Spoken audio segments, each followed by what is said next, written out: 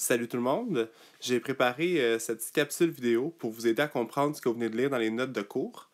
On se souvient qu'avant l'examen d'étape, on s'est laissé avec les atomes, on a découvert de quoi ils étaient composés, protons, neutrons et électrons.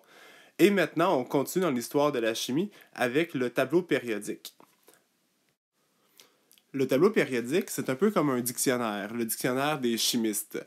Il regroupe tous les atomes qui existent jusqu'à maintenant.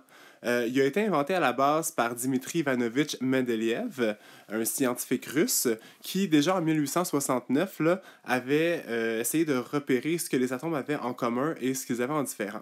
En 1869, il y avait là, 66 éléments dans le tableau périodique. De nos jours, il y en a beaucoup plus. Si on regarde, on voit très bien là, que de nos jours, le tableau comporte là, jusqu'à 118 éléments. Première chose qu'on peut remarquer par rapport au tableau périodique, c'est que les éléments sont classés par leur numéro atomique. Donc le numéro qui est en haut du symbole H, là, par exemple pour l'hydrogène, le numéro 1, qui grossit de gauche à droite et de haut en bas, donc de plus en plus gros. Également, les éléments sont classés par rangée, ce qu'on appelle les périodes, c'est pour ça qu'on appelle ça le tableau périodique. Chaque élément d'une certaine ligne ont des particularités en commun. Donc c'est pour ça qu'ils sont classés de cette façon-là. Également, chaque élément dans une différente colonne ont également des éléments en commun, ce qui fait en sorte que le tableau est vraiment super bien organisé par rapport aux propriétés chimiques là, des atomes. Maintenant, ce qui va être important de comprendre en secondaire 2, c'est d'apprendre ce qui se retrouve dans une case du tableau périodique. Si on prend par exemple celui d'hydrogène qui était grossi à l'écran, on peut voir qu'il y a 4 informations essentielles, soit le numéro atomique, le symbole chimique, le nom de l'élément et la masse atomique. Si on commence avec le numéro atomique, par exemple 1, ça indique la quantité de protons et d'électrons qu'il y a. Ensuite, on a le symbole chimique H, le nom de l'élément l'hydrogène et la masse atomique de 1, la quantité de matière. Si on prend un autre exemple, par exemple la case du fer, on voit que le numéro atomique est le numéro 26 ici. Donc le numéro 26, si on regarde dans le tableau périodique comme il faut, on voit qu'il est situé là, entre le 25 et le 27. Ça indique qu'il y a vraiment 26 protons dans le noyau et 26 électrons qui gravitent autour de ce noyau-là. Deuxième chose également, le symbole de l'élément. Donc on voit c'est Fe. Et ça, c'est peu importe la langue là, pour le symbole de l'élément. On voit, par exemple, pour le cuivre à droite, qu'il y a en différentes langues le nom du cuivre. J'en sers présentement le latin parce que, dans le fond, pour vous faire comprendre que le CU vient pas du français cuivre, mais bien de cupreum, qui est le nom latin là, du cuivre. Donc, les éléments ont des symboles chimiques qui vraiment là, sont en lien avec leur nom latin. Et finalement, on va parler maintenant de la masse atomique, qui est la quantité de matière, la masse, la quantité de matière dans un atome, et c'est surtout ici la masse relative d'un élément par rapport à l'hydrogène. On s'entend que le 56, un atome ne va pas avoir une masse de 56 grammes. Ce qui est important, ça veut dire le 56 qui est 56 fois plus massif, donc qui contient 56 fois plus de matière que l'hydrogène, qui lui, sa masse est 1. Donc c'est vraiment une masse comparative là, entre les éléments.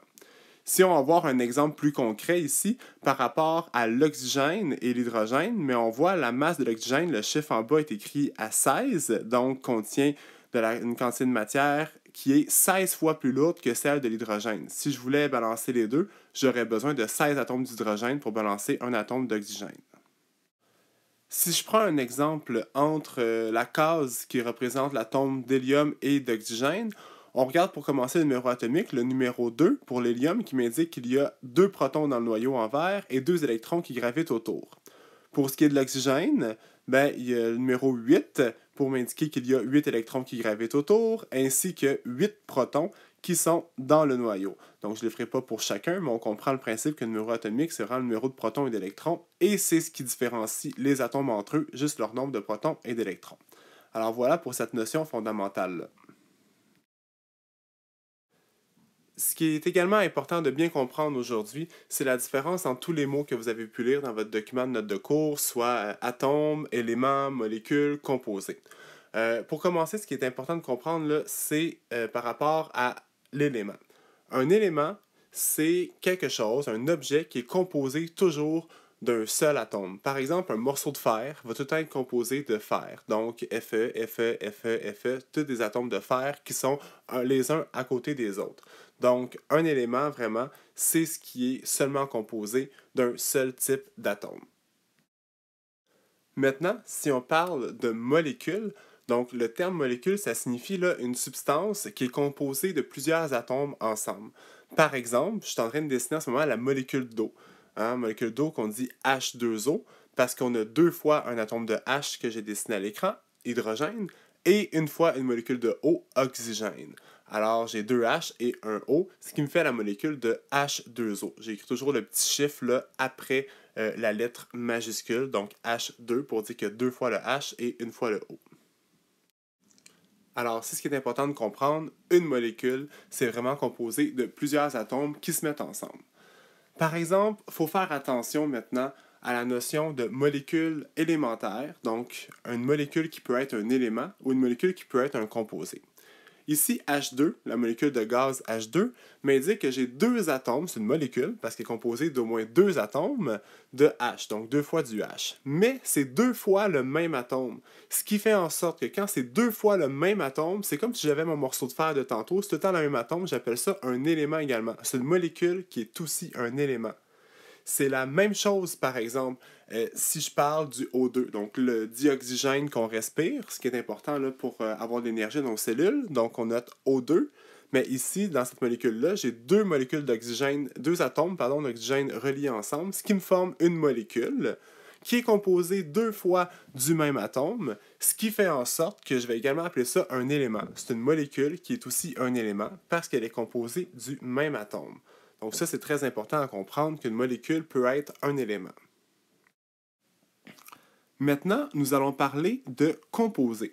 Si je prends la molécule d'eau, H2O, donc je vois ici, je suis en train de la dessiner, la molécule est formée comme ça, avec deux atomes d'hydrogène et un atome d'oxygène. Le petit 2 en bas du H m'indique que j'ai deux H, j'ai rien en bas du O, donc j'en ai juste un. Ici, j'ai deux atomes différents qui composent ma molécule, du H et du O. Ce qui fait en sorte que lorsque une molécule est composée d'atomes différents, on appelle ça un composé. Donc, composé d'atomes différents, c'est donc un composé. C'est ce qui est bien important là, de comprendre ici.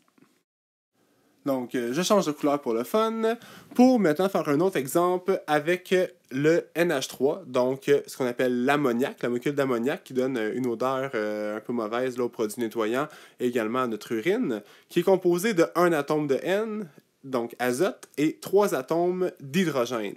Ici, ce qu'on voit, j'ai du N, j'ai du H, donc j'ai deux atomes ici différents. Donc, je vais appeler ça également un composé. C'est une molécule qui est composée de plusieurs atomes différents. Alors, à ce moment-là, j'appelle ça un composé. Si je fais un dernier exemple, entre deux dernières molécules, je prends du CH4, du méthane qu'on appelle, et du N2, le diazote. Ici, je vois que le N2, c'est un élément parce que c'est composé deux fois du même atome. J'ai juste du N à l'intérieur de ça. Alors que mon méthane est un composé parce que lui, il y a un atome de carbone et il y a quatre atomes d'hydrogène qui sont donc deux atomes différents, du C et du H. Donc un composé, c'est une molécule qui est faite d'atomes différents. Ici, j'ai du C et du H, carbone et hydrogène. Alors qu'un élément, ben, c'est deux fois le même atome, ce qui fait en sorte que j'ai juste du N à l'intérieur de ça, et je peux donc appeler ça une molécule qui est également un élément. Alors voilà.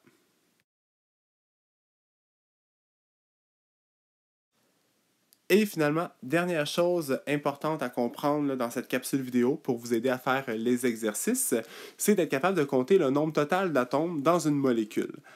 Ici, à l'écran, je vous ai écrit trois différentes molécules. Si je prends la première, le C3H8, qui est la molécule de propane, donc la molécule de gaz là, qui se trouve dans les bonbonnes pour les barbecues l'été, ce qu'on voit par rapport à cette molécule-là, c'est qu'il y a un 3 en côté du C. Ce petit 3-là que je vais encercler m'indique que j'ai trois atomes de carbone dans ma molécule.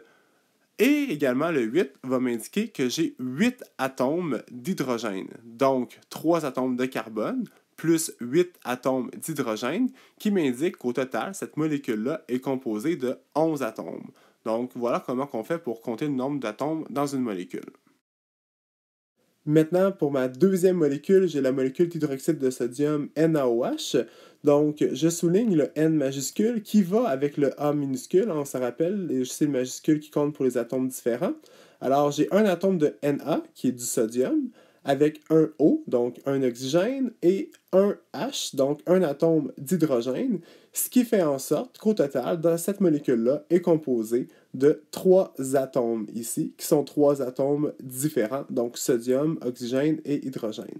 Finalement, la dernière molécule, la molécule de HCl, l'acide chlorhydrique, donc un acide très puissant, donc est composée d'un atome de H, donc un hydrogène, avec un atome de Cl, parce que le L est minuscule, donc on compte, il va avec le C majuscule, ce qui fait en sorte qu'au total, j'ai 2 atomes dans cette molécule-là. Voilà donc ce qui conclut cette capsule vidéo. Vous avez maintenant toutes les explications nécessaires pour réussir à faire vos exercices. Donc je vous souhaite un bon travail et on se voit la semaine prochaine.